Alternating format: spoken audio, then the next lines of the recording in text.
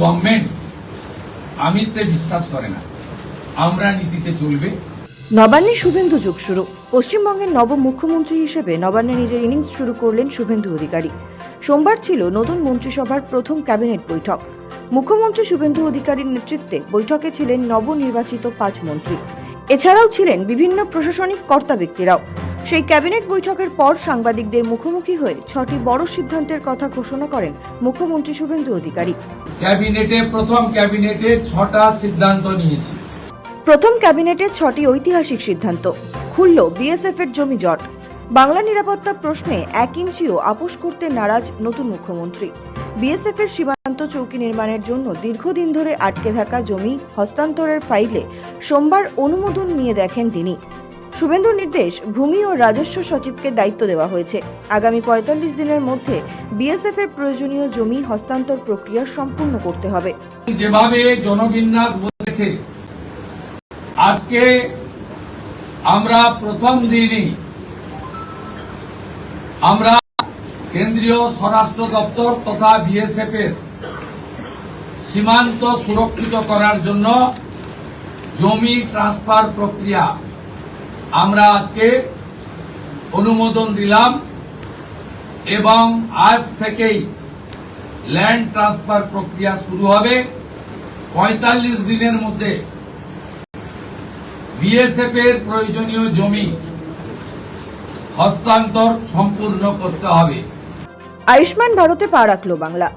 বিগত সরকারের স্বাস্থ্যসাথী বনাম কেন্দ্রের আয়ুষ্মান ভারত বিতর্কে ইতি টেনে শুভেন্দু ঘোষণা করেন, বাংলা এবার আয়ুষ্মান ভারতে যুক্ত হল। স্বাস্থ্য সচিব ও মুখ্য সচিবকে অতি দ্রুত কেন্দ্রীয় স্বাস্থ্য দপ্তরের সঙ্গে প্রয়োজনীয় চুক্তি সম্পন্ন করার নির্দেশ দিয়েছেন তিনি।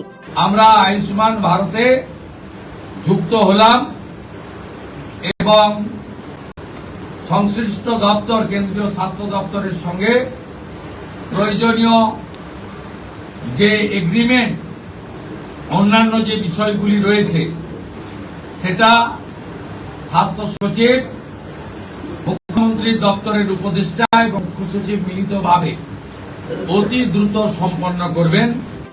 একগুচ্ছ কেন্দ্রীয় প্রকল্পের সবুজ সংকেত। প্রধানমন্ত্রী জন আরোগ্য যোজনা, প্রধানমন্ত্রী কৃষক বীমা যোজনা, PM3 বিশ্বকর্মা, বেটি বাঁচাও বেটি পড়াও, উজ্জ্বলা যোজনা সহ একাধিক কেন্দ্রীয় প্রকল্পে বাংলাকে যুক্ত করার প্রক্রিয়া শুরু হয়েছে। জেলা শাসকদের দ্রুত সমস্ত আবেদন কেন্দ্রীয় মন্ত্রকে পাঠানোর নির্দেশ দিয়েছেন নতুন মন্ত্রিসভা। এর পাশাপাশি অন্যান্য সমস্ত সেন্ট্রাল স্পন্সর্ড স্কিম যা এতদিন রাজ্যে থমকে ছিল বা নাম বদলে চলছিল, সেগুলিও এবার পুরো দমে চালু হচ্ছে।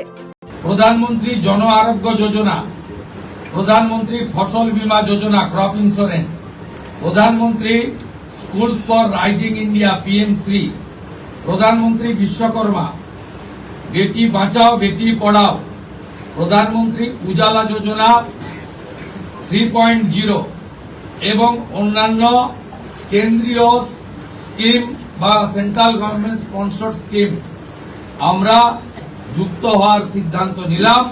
যারা 8,65,000 আবেদন করে রেখেছিলেন, আগের সরকার যাদের আবেদন জেলা শাসকদেরকে দিয়ে কেন্দ্রের MSME দপ্তরে পাঠাতে দেননি, আমরা দ্রুত ওই 8,65,000 পিটিশনকে পাঠানোর ব্যবস্থা নিলাম। ভারতীয় ন্যায় সংহিতায় যুক্ত হল বাংলা। মুখ্যমন্ত্রী অভিযোগ করেন, আগের সরকার রাজ্যে ভারতীয় ন্যায় সংহিতা কার্যকর করেনি। এতদিন অসাংবিধানিকভাবে IPC লাগু ছিল বঙ্গে। এবার থেকে বাংলায় সংবিধান মেনে BNS অনুযায়ী কাজ হবে। BNS ভারতীয় ন্যায় সংহিতা, যা মাননীয় প্রধানমন্ত্রী নরেন্দ্র মোদীজির নেতৃত্বে কেন্দ্রীয় স্বরাষ্ট্রমন্ত্রী মাননীয় অমিত শাহজি পার্লামেন্টে দুটো কক্ষে অনেক আগে অনুমোদন করেছেন, রাষ্ট্রপতি মহোদয়ের সই হয়েছে, রুল হয়ে গেছে। আমরা আশ্চর্য হয়ে গেছি যে এখানে BNS কার্যকর করা হয়নি, অর্থাৎ অত্যন্ত অবৈধভাবে সংবিধানকে বৃদ্ধাঙ্গুষ্ঠ দেখিয়ে আগে CRPC IPC চলছিল। আজ থেকে BNS এ যুক্ত হল পশ্চিমবঙ্গ সংবিধান মেনে। আগের CRPC IPC এই আইন আর থাকলো না। রাজ্যের আধিকারিকদের কেন্দ্রীয় সরকারের ট্রেনিং। রাজ্যের আইএএস ও আইপিএস অফিসারদের কেন্দ্রীয় সরকারের ট্রেনিংয়ে যুক্ত হওয়ার ক্ষেত্রে যে অনীহা ছিল তা কাটাতে ভিন রাজ্যের নিয়ম অনুসরণ করার নির্দেশ দিলেন মুখ্যমন্ত্রী। শুভেন্দু বলেন, রাজ্যের আইপিএস আইএএসরা কেন্দ্রের কোনো ট্রেনিংয়ে অংশ নিতে পারতেন না, এবার থেকে চাইলে তারা পারবেন।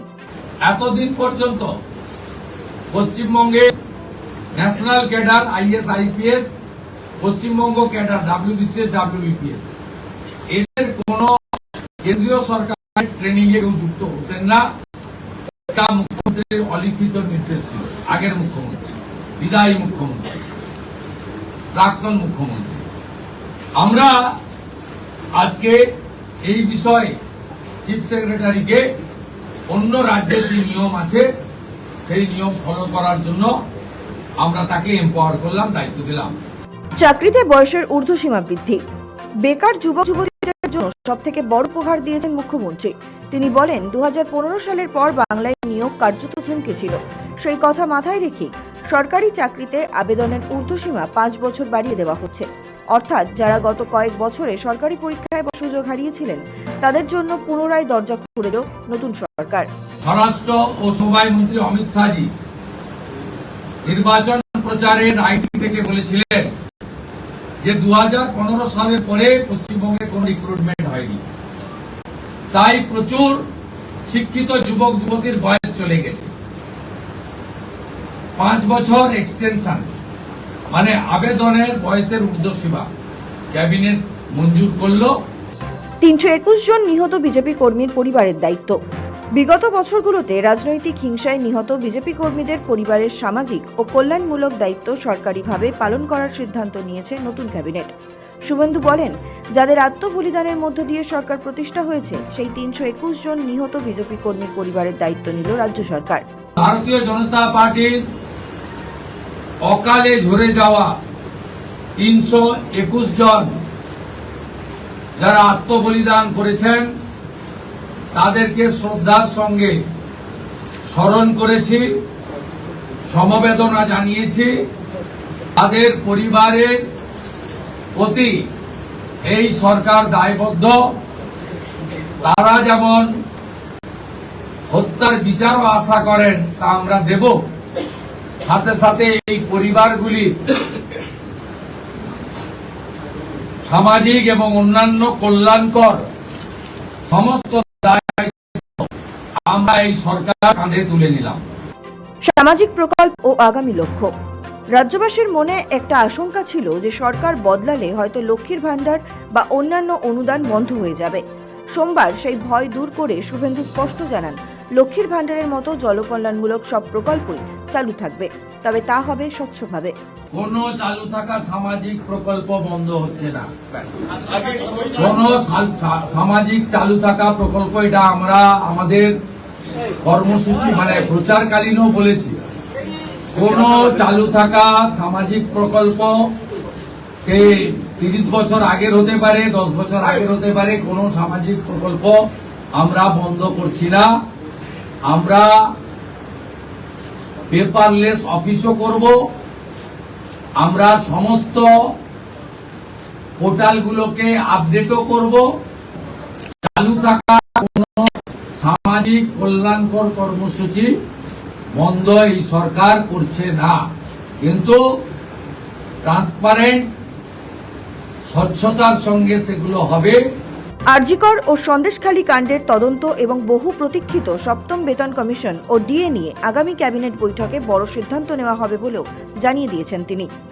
আমাদের আরো বেশ কিছু কমিটমেন্ট রয়েছে যেগুলো ইতিমধ্যে আপনারা জানেন। আমরা পরবর্তী সোমবার আবার একটি ক্যাবিনেট মিটিং করব। সেক্ষেত্রে আমাদের আরো আমাদের আরজিকর সহ নারী নির্যাতনের বিষয়ে, প্রাতিষ্ঠানিক দুর্নীতির বিষয়ে, পে কমিশনের বিষয়ে, এরিয়া ডিএর বিষয়ে, এই যে বিষয়গুলি আছে আমরা পরবর্তী ক্যাবিনেটে সেগুলো করব। সাংবাদিক বৈঠকে অত্যন্ত আত্মবিশ্বাসের সঙ্গে শুভেন্দু এও বলেন, বেঁচে থাকা 4-5% সমালোচকও যাতে খুঁত ধরতে না পারে তার সরকার তেমন ভাবেই কাজ করবে। সাংবাদিক বৈঠক করা নিয়ে প্রাক্তন মুখ্যমন্ত্রী মমতা বন্দ্যোপাধ্যায়কে নাম না করে খোঁচাও দেন তিনি। পশ্চিমবঙ্গে যে সরকারকে মানুষ রিজেক্ট করেছে, ক্ষতি করে দিয়ে গেছে, অনেক কিছু পাবেন পরপর। তাই এই গভর্নমেন্ট আমিত্বে বিশ্বাস করে না, আমরা নীতিতে চলবে। আমরা আশা করব এই সরকারের কোনো সিদ্ধান্ত নিয়ে, আপনারা তো বটেই, আমরা বেঁচে থাকা কিছু মানে 2-4-5% যারা সমালোচক, সেই সমালোচকরাও কোনো সমালোচনা করতে পারবেন না। শুভেন্দু অধিকারী বলেন, ভারতবর্ষের অন্যান্য 20টি রাজ্যে যেভাবে সুশাসন চলছে, পশ্চিমবঙ্গ এবার সেই ডাবল ইঞ্জিন সরকারের পথে চলবে। নাগরিকদের নিরাপত্তা ও সুশাসনই একমাত্র লক্ষ্য। প্রথম দিনেই কেন্দ্র রাজ্য সমন্বয়ের বার্তা দিয়ে এবং জনপ্রিয় প্রকল্পগুলি বজায় রাখার আশ্বাস দিয়ে শুভেন্দু বুঝিয়ে দিলেন তিনি ডেভেলপমেন্ট এবং ট্রান্সপারেন্সি এই দুই ফর্মুলাতেই রাজ্য চালাতে চাইছেন। সৌভিক সান্যাল ও অর্পণ সিংহের রিপোর্ট, সময় কলকাতা।